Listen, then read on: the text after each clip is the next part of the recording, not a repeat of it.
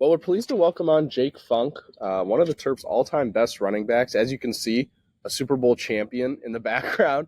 Jake, we appreciate you hopping on to talk a little bit of Terps football and also your story. So appreciate you joining us this morning. Appreciate you guys having me. Well, first off, let's start. As you know, you graduated from Maryland and now have shifted into an alumni role per se. Have you seen a win since you left that's been as impressive as the one on Saturday? And were you able to check it out, the Terps and Wisconsin game? That game pumped me up as an alumni, especially beating a team like Wisconsin that's been a powerhouse Big Ten program for a long time. I'm super excited. They look great. Malik Washington looks like the real deal. So I'm excited to see how they continue to just grow throughout the season. You were, to talk a little bit about you. Obviously, you played in Maryland, but in high school, you weren't a super heralded guy, two-star recruit. I think then interim, Mike Loxley's first commitment at the time. Can you just kind of take us through that process of committing to Loxley in Maryland, and how much pride do you take in kind of being his first recruit and a big win in that regard? Yeah, Locks was the guy who always believed in me when I was in high school, even when, my recruiting was not as heavy as I initially wished it was. He was the guy that always was like talking to me throughout my senior year, and he was like, "Hey, we want to offer you. We're just trying to figure things out, and we're just trying to, navigate what our recruiting class looks like." And when he stepped up as the interim, I was the first guy that he immediately sent the running back coach at the time to come out to my high school practice. And then the next day they offered me. And then I think later that week I committed. And just, Loxley has always been a guy that believed in me since I was in high school. And then when he obviously came back as Maryland's head coach, gave me an opportunity to go out there and shine essentially in the little couple games that I had my last year. Yeah, he's always been a guy that believed in me, and that process of him not only believing me when I was in high school, but in college has been awesome. And, I'm forever indebted to him for that. Before we get back to the show, a quick word from our sponsor. The Catalyst to the Game is brought to you by Catalyst Hot Dogs. Catalyst brought the Jersey Dog to the DMV, featuring premium dry-aged Black Angus all-beef hot dogs made in Maryland, served with handmade toppings, including hot onions, relish, and their signature Texas chili sauce. And don't miss their original garlic knot dogs. Catalyst always offers vegan dogs as well as gluten-free buns, shout out gluten-free buns, because Catalyst has food for everyone. Find them in CQ Stadium in Section 14 and the Xfinity Center in Section 210. Tell the people a hot dog is a sandwich. All right, now here's more Under the Shell. Committing to an interim head coach is not something you really see very often just because of all the question marks, maybe a little bit more back in the day with different challenges of NIL and transfer portal. But you obviously, it was important for you to stay home and stay in Maryland. And that's something that, we've seen with the trend of this year's team with some of the freshmen showing out. So why was that important to you to, stay close to your house and play in Maryland? Really just because I take a lot of pride in coming from here, being from Maryland. And really it was more than anything, like I said, it was that a coach believed in me. And that to me was the most powerful thing is yes, it was the hometown team, but it was a coach that believed in me that I could play running back at the highest level. And so I committed more so to Loxley and it just happened to be at Maryland. And obviously staying home at Maryland was a thing that I took a lot of pride in too. So it kind of was like the best of both worlds.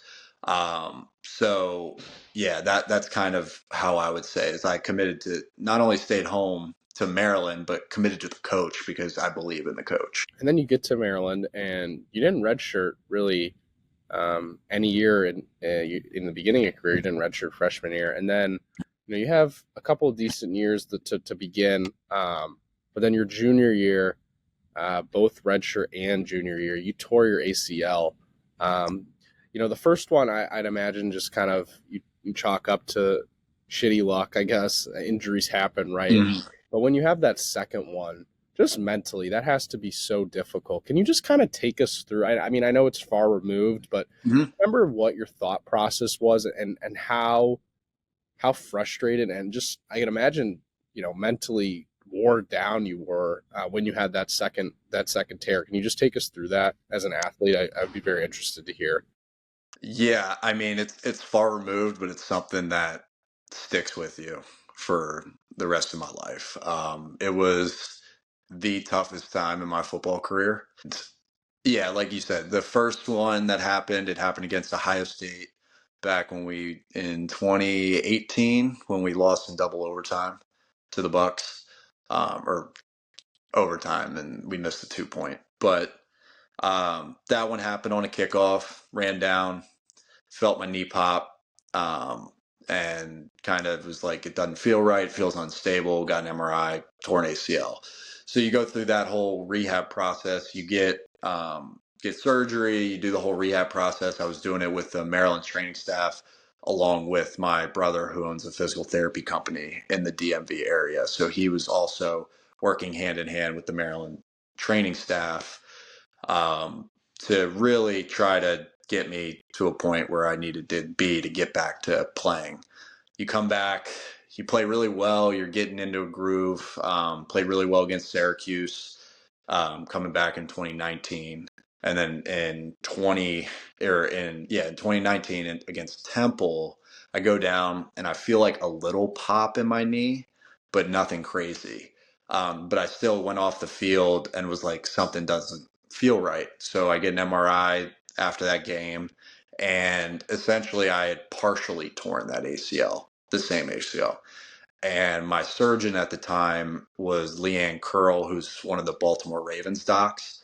She pretty much told me, she was like, you can go back and play, but if you have any aspirations to play in the NFL, you have to get this redone. So I get that redone because I obviously had aspirations to play in the NFL. Missed the rest of the season, and I mean, yeah, the second time around, you're sitting there, and it's like, I'll get more in depth about it. So the first ACL, they had to take the graft from my left knee. The second one they had to take from my right knee. So I had double knee surgery the second time around because they had to take the graft from my right knee to put into my left. So you're in the hospital bed and you're just kind of sitting there, and you have double knee braces. You can't really walk, can't do anything. On top of that, I got an infection in my left knee after that one about a week later.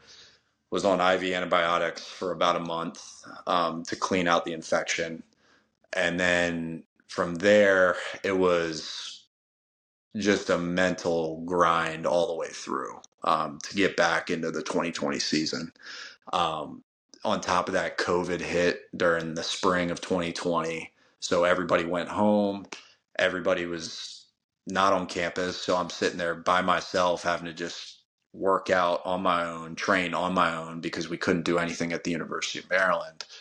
So that whole off season was kind of just an absolute mental and physical grind, just trying to get back, because I knew I had an opportunity in 2020 because I had Anthony McFarland and Javon Leake both leave for the NFL. So the door was open for me to come back and be the guy.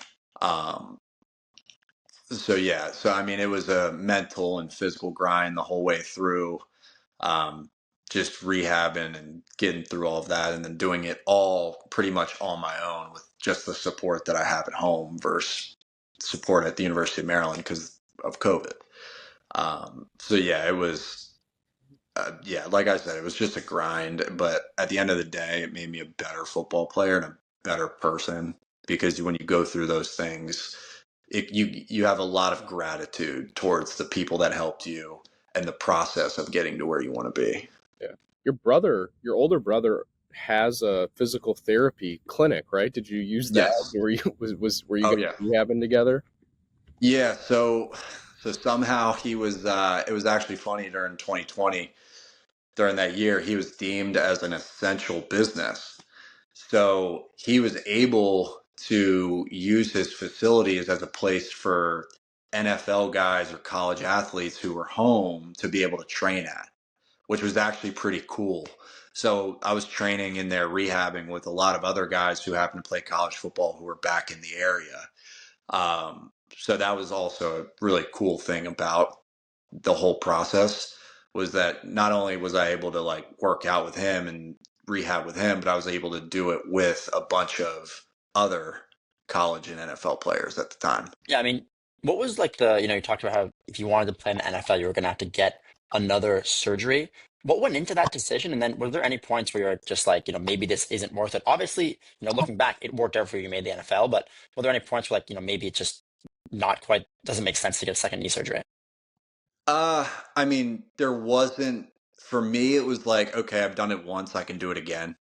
Um, and I was not at that moment ready to just give up on football. I wanted to play at the NFL. I wanted to play in the NFL. I saw a bunch of my former teammates like Trey Edmonds, Ty Johnson, Anthony McFarland, all these guys that are getting drafted playing in the NFL. And I'm sitting there and I'm like, I compete day in and day out with these guys. I know I'm just as good as these guys. I just need an opportunity. So I went into that second ACL and was like, you know what? Let's do it, and just put my head down and work to get back. And I mean, that's kind of how it happened. Were there times where you're sitting there in the hospital bed and you got two knee braces on and you can't move and you're like, how the hell am I going to do this? But at the end of the day, my dad told me, because I got emotional at times. Like, it was not always like positive at all times. So my dad told me in the hospital bed, and it was pretty much all the motivation that I needed. He was like, when you play in the NFL, you're going to thank God for this moment. Um, and he could not have been more right. So I guess I wanted to ask then, you play in the COVID season and you obviously ball out, best year of your career. What was the weirdest moment or like difference that you had to get used to from playing in a COVID season? Do you have a good story that you remember that sticks out? yeah, that whole season was just wacky. It was from everything from like, oh, we're season's on, to no, we're canceling the season, to then bringing it back, and then having to go through you get a few games here, I get COVID, I miss a game. But I'll tell you guys a funny story that I have. So at one point it was advised to try to play football with a mask over your face if you could. So a few of us took the liberty one day during training camp to practice the whole practice with a mask over our face to try to prove a point that like, you can't do this. and we did, and we were dying out on the field the whole time. The trainers are like trying to get us water, and we're trying to like push water through a mask because we can't take it off, and we're just kind of having fun with it, but also dying at the same time. But yeah, I mean, that whole season we were living in a hotel.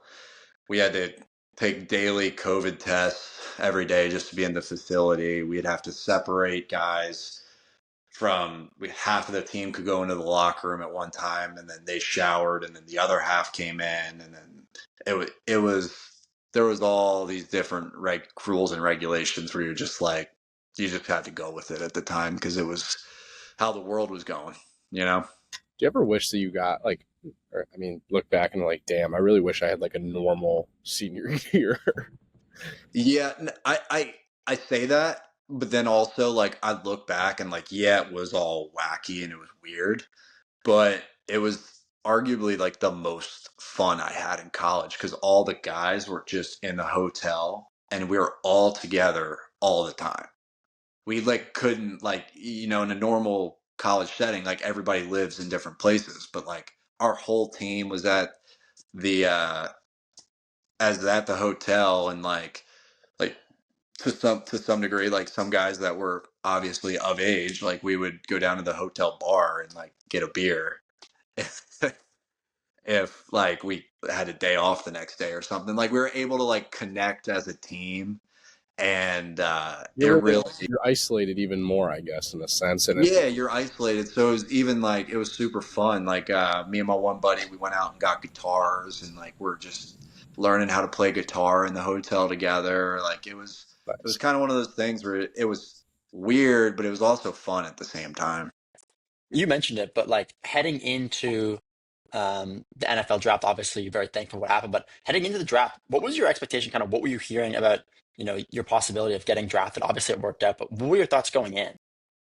Um, Honestly, my thoughts going in, so I had a lot of debates whether or not to like come back to Maryland or leave. And the reality was what ended up pushing me to go and just take my shot in the NFL was that I had already torn my ACL twice. So when you look at like the NFL draft, you you're sealing it to get drafted is maybe at most fifth round with two ACLs in college because of your history. So that was kind of like what I looked at was like, well, I could come back, I could be the guy, I could have a full season, but how much of it is really going to improve my draft stock? Even if let's say I had an all Big Ten season, whatever, because of my injury history, how much would it improve? And then on top of that, if I did get re-injured, you might as well kiss the NFL goodbye. A third season-ending injury in college, like you might as well kiss it goodbye. So I decided to just take my shot, and was like, you know what? Like I'm ready. I've played long enough in college. I'm ready. Went out and had my pro day, was training for that, and then did what I did during pro day. And then I think that kind of skyrocketed me because I think before that I was kind of like a priority free agent, somebody that get picked up after the draft. But then I had my pro day, and that was like, okay, now this guy could possibly be a late round pick, which ended up happening. So then you bounce around in the league for a bit. Obviously, the best season for you, the Super Bowl, I'd imagine. Mhm. You know, when you're on the team, I can't remember. You saw the field a little bit in that game, correct? Or am I The NFC Championship game. NFC Championship? Okay. Yeah. How cool was that just to be a part of it? I mean, like, I just have to imagine afterwards your phone's probably blowing up with just people, hitting you up. Yeah. Like, does it feel just as good as I guess what people talk about it being? And if there's a way to capture it, kind of whether it's an anecdote or just a thing you remember from that experience, what would it be? I mean, I would just say it's like you look up at the confetti and you're like, this is the pinnacle. Like this is what you work your whole entire life for, right? Is to be in the Super Bowl and watch the confetti come down and your team has won. And that's what I tell people. I'm like, it's the pinnacle. It's literally the highest that you can get in football is winning that Super Bowl. And I mean, it was absolutely incredible. And it was the most fun I've had every single week. Like we had a great team, great group of guys. And it was insane that like that was my first year in the NFL. And it was funny because like you sit there and you're like, this may never happen again. It's my first year. Like you just don't know. Um, but truly just thankful for the the opportunity to play for that team. And I mean, we had a great team and a great group of guys. Then, you go through the next 4 or 5 years and you're doing the kind of classic where you're like on the end of rosters or like practice squads. Just as a player, like mentally, what is that process like when every week, like you're just not completely sure if you're going to be on the team? Yeah, I mean it's a mental grind. Yeah, after that, I kind of been bouncing around, like you said. But it's a different lifestyle, and that's what I'll say. You're kind of in and out of hotel rooms, in and out of short-term Airbnbs. Um, and if like let's say you're on the P squad, like every single week, like your job is at risk essentially. And it may be not from anything that you did or didn't do. It's just they have to shuffle the roster to fit needs if position goes down or whatnot. So you're kind of at the mercy of like what the team needs at times. But at first, like it would really frustrate me. But then I kind of realized, like, as I went through the years, that like this is the business side of the league, and that it's not really truly personal. It's just business. And but yeah, I mean, it's a different lifestyle. You're living in and out of hotels. You are out there on scout team, and for me personally, if you know anything about football, scout team running back is arguably the worst position on the field, besides maybe scout team O line, because the defense is allowed to just tee off on you, essentially, and you're in there getting hit, getting beat up every single day. But I mean, but you're also out there to try to make the defense better for Sunday, so you got to kind of look at it both ways. Um, but yeah, I mean it's a grind, but I love it. I can't hate on it too much when they give you a job and you're playing in the NFL with an opportunity to get pulled up, and the opportunity to make a team in training camp. Like you can't hate on it at all. But it's definitely a different lifestyle than I would say some of the guys that are on the roster and who have been paid. And that's kind of the where I think it's funny in the NFL, because you got some guys who are, let's say, making $100 million, and then you got some guys that are down here that are week to week guys that are trying to get on the roster, bottom of the roster guys, and they all sit in the same meeting rooms and they all lift at the same times, and like they all do things the same thing. We all practice at the same times, but it's just the difference in a locker room in the NFL. You talked about how hard the life is. First off, I just wanted to say congratulations on your first child. I saw Appreciate it. your girlfriend. Well, first off, just really quick, did you ever expect to be dating someone who was in a reality TV show, or now married to, I guess? Yeah. She's probably hearing you guys. She's right out there. But yeah, I mean, not really. I mean, I went out to LA, and me and her actually met out there. She was living out there at the time, and we just kind of meshed like right away. It was one of those things where it was like it was a no-brainer from the start. Yeah. She's a girl that I met, and I was like, how the hell were you on reality TV out of all people?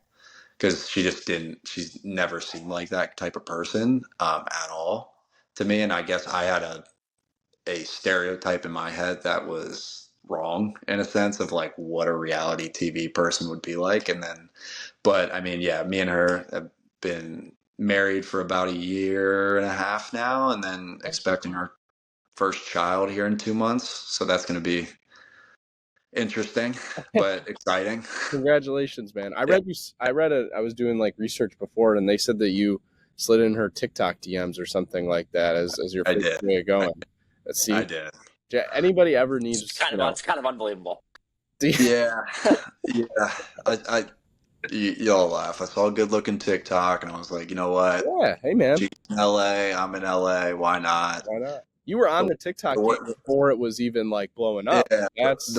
The worst thing I get is a no response, and I move on with my life. Yeah, exactly. Hey, man. You're the success story for all men who are trying to slide in DMs. I do have a secret or a serious question kind of on the back end of that. You talked about how hard kind of the practice squad life is, bouncing around. How much strain, I guess, does that put on your family life with her? And then, you're still aiming to make the league. I know. And with a child on the way, how much have you thought about the balance that life is going to have to take, I guess? It's definitely, it puts a strain on it. For sure. I mean, it's even one of those things where so our baby's due here around Thanksgiving. So like let's say I'm on a team here in the next couple weeks, like with the baby doing Thanksgiving, like I obviously want to be there for the birth. So you essentially tell the team like that your wife could be due any day, and you fly down, you may be able to miss a day of practice or whatever. You fly down, you fly right back. And then you just kind of leave your wife and your newborn child to go work, which is, very interesting. I mean, and then on top of like take the baby out of the equation when you're trying to mesh like an at-home life with your life, but you're always bouncing around, living out of hotels. Sometimes I'll go weeks without seeing her because I'm in a hotel and somewhere across the country, and it's just not worth it for her to like take away from what she's doing to come stay in a hotel with me and not know anybody or not do anything across the country, let's say. So it's definitely tough, but we over the last couple of years we've been able to find a system that works for us. And once you find a system that works for you and your loved one, like you make it work. Yeah, absolutely. What's been your just day-to-day training to try to get back on a roster? I'll be down. I usually get up around like 6 in the morning, Monday through Friday. I'll be down at their training facility around 7:30. And then I start with like PT, do like prehab stuff, and then I'll go run around. We'll do like speed training, agility training, position work from like 8:15 to 9:30, and then I'll lift from about 10 to 11. And so like pretty much all morning is my training to get back into the NFL, and then in my afternoons, I've been preparing a nursery. So that's been my day job, I guess you could say. While not being employed by the NFL at the moment, I've been helping my wife get ready for this baby. So it's actually been nice because it's been giving me something to do. Hey man, that's pretty sweet. But that's all we got for you. Thank you so much for taking the time, and we hope to see you on Sundays soon. Yeah, no, I appreciate you guys reaching Definitely. out.